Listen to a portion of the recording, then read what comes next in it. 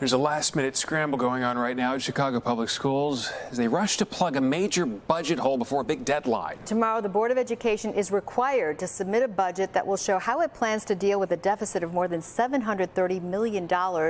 And the options include painful borrowing costs or cuts in the classroom. Charlie Wojciechowski joining us now. And Charlie, tell us what's on the table here. Well, Allison, Stephan, almost everything is on the table according to Mayor Brandon Johnson, but he's making it clear what he'd like to see.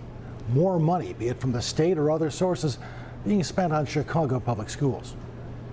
We're either going to cut or invest. Those are our options right now. Options facing the Chicago public schools as the Board of Education comes up with a way to close a $734 million budget gap. Among the options, not making a $175 million municipal pension payment that the city wants CPS to cover, short-term borrowing at high interest rates, and making significant cuts that could affect the classroom. All of those options were discussed today at City Hall with major unions representing CPS staff, members of City Council, and state lawmakers. CTU President Stacey Davis Gates issuing a statement saying that we need our leaders in Illinois to put their money where their mouth is. Gates and the mayor want to see Springfield come up with $1.6 billion in state funding for Chicago public schools that they say the district is owed. The resources and the money is there. It's a matter of having the political fortitude to actually exercise that power. But without help from Springfield and with the end of COVID area funding from Washington, Chicago public schools are left with a choice between cuts and high-interest short-term borrowing, an option rejected by Johnson's first hand-picked school board and by fired CPS CEO Pedro Martinez. Given what happened with Pedro Martinez, are you concerned that that could happen again going forward?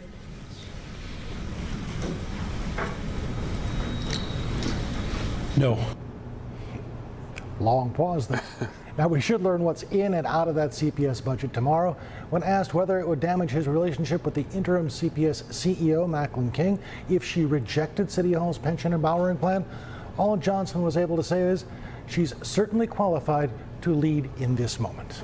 I know the mayor likes to simplify the two options there. We either cut or invest, but it's not, there's no easy solutions here. So we have our budget day tomorrow. What should we expect? We may see exactly that scenario here where she does not authorize the borrowing of the money. The mayor has to go to Plan B, which would be cuts. A lot is hanging on this $1.6 billion the mayor says he wants from Springfield.